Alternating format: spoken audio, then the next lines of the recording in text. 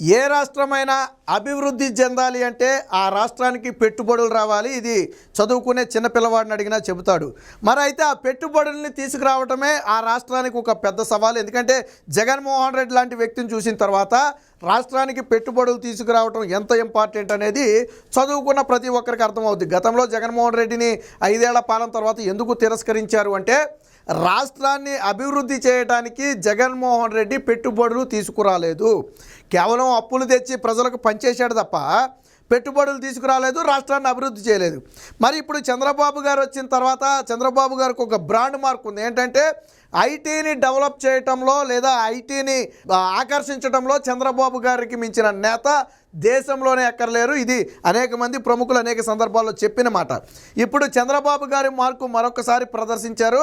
5 ఏళ్ల పాటు ఐటీ కంపెనీలకు నోచుకొని ఆంధ్రప్రదేశ్, 5 ఏళ్ల పాటు పెట్టుబడులకు నోచుకొని ఆంధ్రప్రదేశ్ ఈరోజు వరుసగా భారీ పెట్టుబడులు సంపాదిస్తూ రాష్ట్రాన్ని అభివృద్ధి పదంలో అయితే నడుపుతుంది. ప్రపంచ ప్రఖ్యాత ఐటీ సంస్థ అయినటువంటి గూగుల్ ఆంధ్రప్రదేశ్ ప్రభుత్వంతో ఒక ఒప్పందం చేసుకుంది.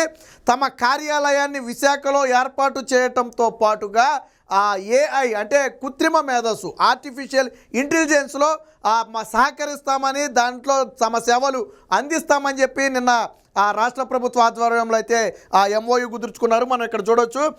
ఇటు గూగుల్ సంస్థ తరపున ఇటు ప్రభుత్వ అధికారి తరపున అయితే చంద్రబాబు గారు, నారా లోకేష్, అలాగే గూగుల్ సంస్థ ప్రతినిధులు, అలాగే చీఫ్ సెక్రటరీ నీరబ్ కుమార్ వీళ్ళందరి సమక్షంలో అయితే కుదుర్చుకోవడం జరిగింది.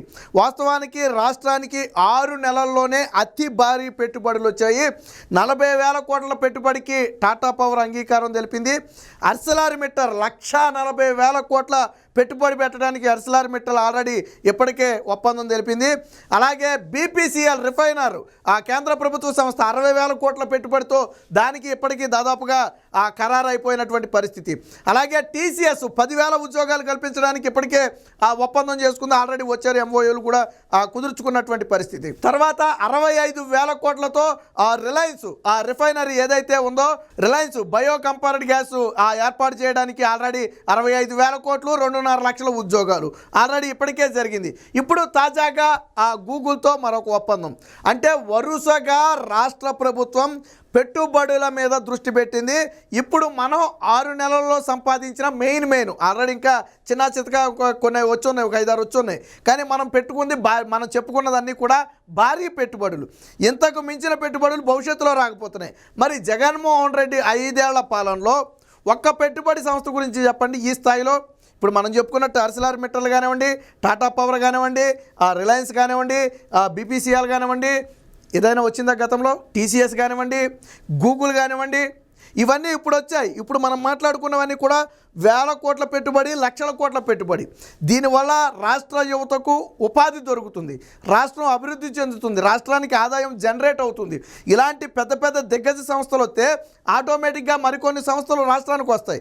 గూగుల్ లాంటి సంస్థలు కానివ్వండి, TCS కానివ్వండి, ఇవన్నీ కూడా భారీ సంస్థలు, రిలయన్స్ కానివ్వండి, ఇవి 1,000 కోట్ల, లక్షల కోట్లు పెట్టుబడి పెడితే చోటా మోటా సంస్థలు ఆటోమేటిక్గా రాష్ట్రానికి వస్తాయి. సో చంద్రబాబు గారు ఎంత ప్రత్యేక దృష్టి సారించారో మనం దీన్ని బట్టి అర్థమవుతుంది. మీకు గుర్తుందో లేదో, చంద్రబాబు గారు ముఖ్యమంత్రి అయిన కొత్తలో ఒక మాట చెప్పారు. మేము 2014-19 మధ్య కొన్ని ఎంఓయూలు కుదుర్చుకున్నాం.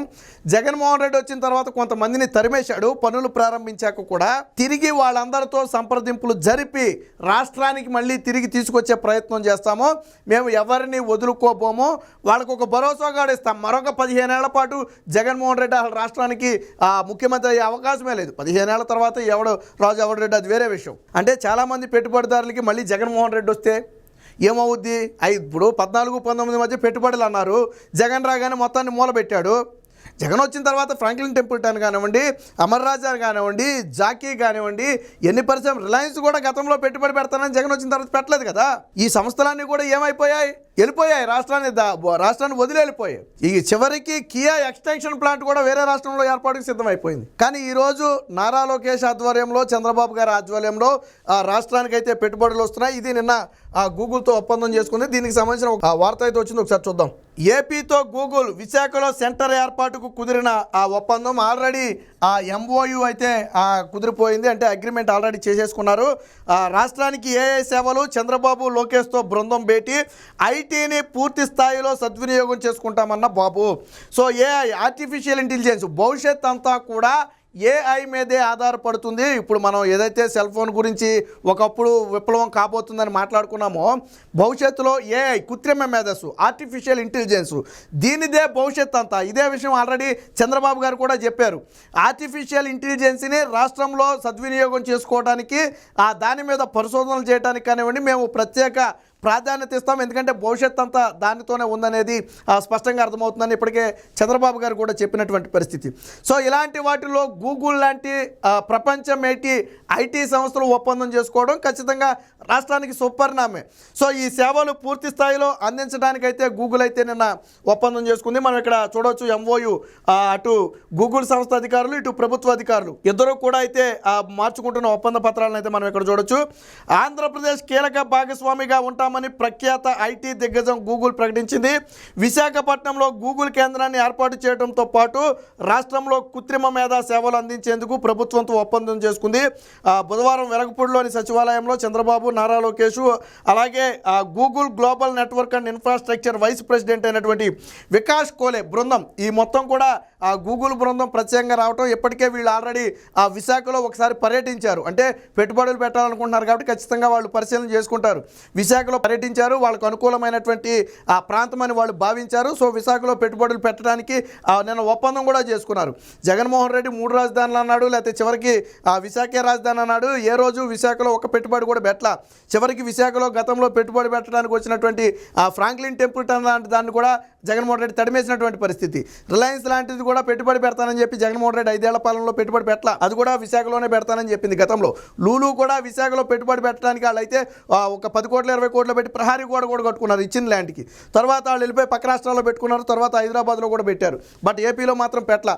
కానీ ఈరోజు విశాఖలో భారీ పెట్టుబడులు రాబోతున్నాయి. చంద్రబాబు గారు గతంలోనే చెప్పారు, విశాఖను పూర్తి స్థాయిలో అభివృద్ధి చేసే బాధ్యత నాది, రాష్ట్రాన్ని సమానంగా అభివృద్ధి చేస్తాం, అమరావతి రాజధానిగా ఉంటుందని చెప్పారు. వాస్తవానికి దీన్ని పెట్టించాలంటే అమరావతిలో పెట్టించవచ్చు తీసుకొచ్చి. కానీ చంద్రబాబు గారు 3 ప్రాంతాలలో సమానంగా పెట్టుబడులు పెట్టే విధంగా ప్లాన్ చేస్తున్నారు. అంటే ఏ ప్రాంతానికి అన్యాయం జరిగే అవకాశం అయితే లేదు. రాజధాని ఎక్కడైనా కాసేపు పక్కన పెడితే అన్ని ప్రాంతాలకు పరిశ్రమలు రావడం వల్ల అన్ని ప్రాంతాల్లో ఉన్న యువతకు ఉపాధి దొరుకుతుంది. ఆ ప్రాంతాలు ఇతర ప్రాంతాలతో సమానంగా అభివృద్ధి చెందుతాయి. ఇప్పుడు రాయలసీమ ప్రాంతానికి వచ్చేటప్పటికి ప్రధానంగా నీళ్ల సమస్య.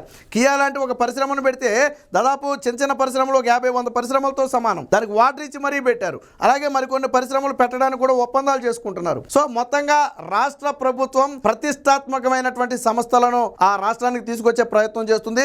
అటు 40,000 కోట్లతో టాటా పవర్ ఇప్పటికే సిద్ధమైంది. అర్సెలర్ మిట్టల్ 1,40,000 కోట్లతో ఇప్పటికే సిద్ధమైంది. 10,000 ఉద్యోగాలు కల్పించేందుకు ఆల్రెడీ టీసీఎస్ మొన్నే ఎంఓయూ కూడా కుదుర్చుకోవడం జరిగింది. 60,000 కోట్లతో బీపీసీఎల్ కేంద్ర ప్రభుత్వ రిఫైనర్ ఆల్రెడీ కేంద్ర ప్రభుత్వం దాదాపు దానికి కూడా అంగీకారం తెలిపేసింది. అది కూడా రాష్ట్రానికి రాబోతుంది. అలాగే రిలయన్స్ ఏదైతే ఉందో 65,000 కోట్లు 2.5 లక్షల ఉద్యోగాలతో బయో కాంప్రెస్డ్ ప్లాంట్లు ఏర్పాటు చేయడానికి ఇప్పటికే ఒప్పందం చేసుకున్న పరిస్థితి. ఇవన్నీ వేల లక్షల కోట్ల రూపాయల పెట్టుబడులు. అయితే గూగుల్ నుంచి ఎంత పెట్టుబడి అనేది ప్రస్తుతానికి ప్రకటించినప్పటికీ కూడా ఇతర సంస్థలకు తీసిపోని స్థాయిలో గూగుల్ కూడా పెట్టుబడి పెడుతుందని అందరూ భావిస్తున్నారు. మొత్తంగా రాష్ట్రాన్ని అభివృద్ధి పదంలో నడపడానికి అటు చంద్రబాబు గారు కానివ్వండి, ఇటు నారా లోకేష్ గారు కానివ్వండి, ప్రఖ్యాతగాంచినటువంటి కంపెనీలను రాష్ట్రానికి తీసుకొస్తున్నారనడంలో ఎటువంటి సందేహం లేదు.